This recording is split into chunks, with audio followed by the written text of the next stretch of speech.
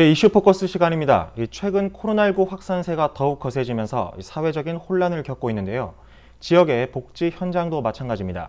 이번 시간에는 이 사회복지 현장에서 겪고 있는 어려움과 그 대응책을 알아봅니다. 방지혜 연제구 거제사회 종합복지관 과장과 함께합니다. 어서 오십시오. 네, 코로나19 상황을 이제 3년째 겪고 있는 데다가 요즘은 확산세가 더욱 거세지고 있죠. 이 지역의 사회복지 현장에서는 어떤 문제가 발생하고 있습니까? 네, 코로나19 팬데믹이 3년째로 접어들었지만 사회적 재난 상황 종료는 예측이 불가능한 상황입니다.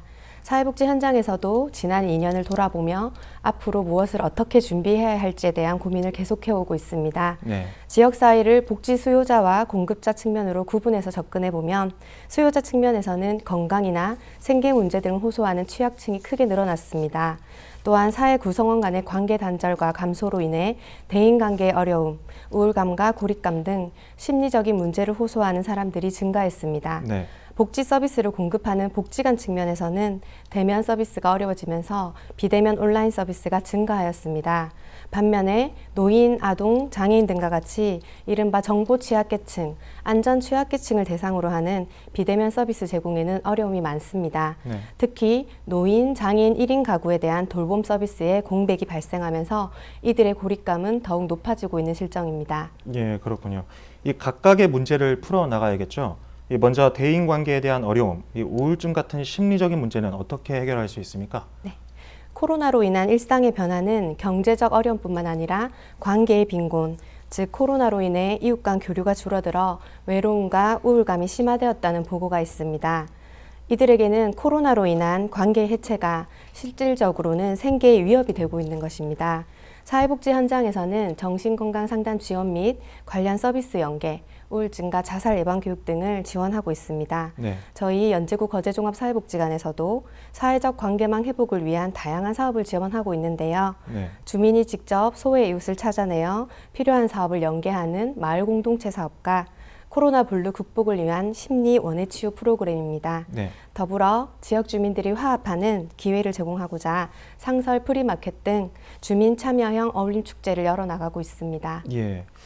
이 늘어나는 1인 가구에 대한 돌봄 공백도 문제점으로 꼽았습니다. 어떤 해결책이 있을까요? 네. 코로나로 인한 사회적 고립 가구의 증가는 사회적 거리두기에 피할 수 없는 결과라고 생각됩니다.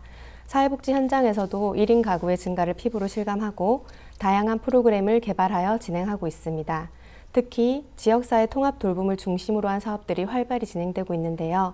동지역사회보장협의체를 주축으로 안부와 기본적인 밑반찬 서비스를 지원하고 가정으로부터 마을로 나올 수 있는 프로그램들을 개발하고 있습니다.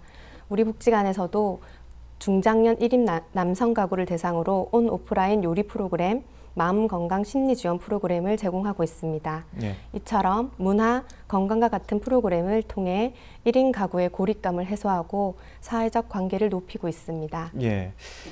특히 돌봄 서비스를 강조하셨는데요. 구체적으로 어떤 건지 설명 좀 부탁드립니다. 네.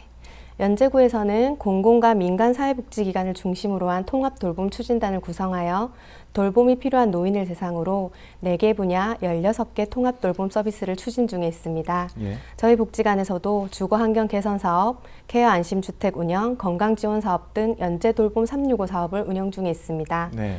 또한 만 65세 이상 돌봄이 필요한 노인 및 장애인 가정에 노인 맞춤 돌봄 서비스와 응급 안전 안심 서비스를 제공하고 있는데요.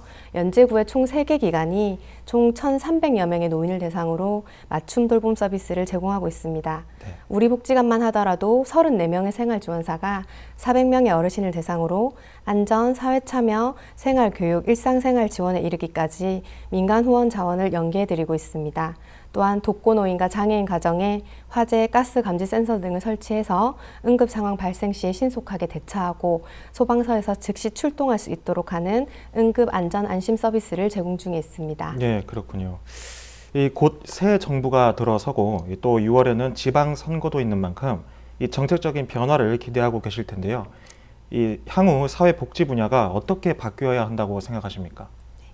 사회안전망과 돌봄 복지 영역의 역할이 더욱 강조되고 코로나19로 인한 긴급 지원 등의 정책이 요구되는 만큼 새 정부의 복지 사각지대 해소와 사회 서비스 강화 복지 공약은 기대가 되는 부분입니다. 네. 돌봄과 복지의 주요 전달책인 지역복지 현장 또한 변화와 도전이 필요한 시기인데요.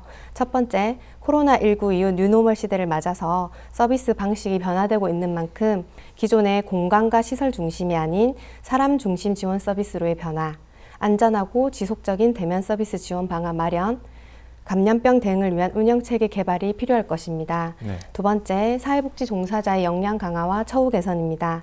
새 정부에서는 지역별 유휴시설을 활용하여 사회복지 종사자 역량 강화와 치유 회복 지원을 위한 사회복지 연수원을 설치한다고 하는데요. 네. 매우 반가운 소식입니다. 또 처우 개선이라 하면 사회복지 종사자의 급여 체계 개선, 안전 확보 및 인권 보호 등을 예로 들 수 있는데요. 최근 연제구의 한국사회복지공제회 단체 상해 공제보험료 지원 또한 정책적인 변화의 긍정적인 사례라고 볼 수 있겠습니다.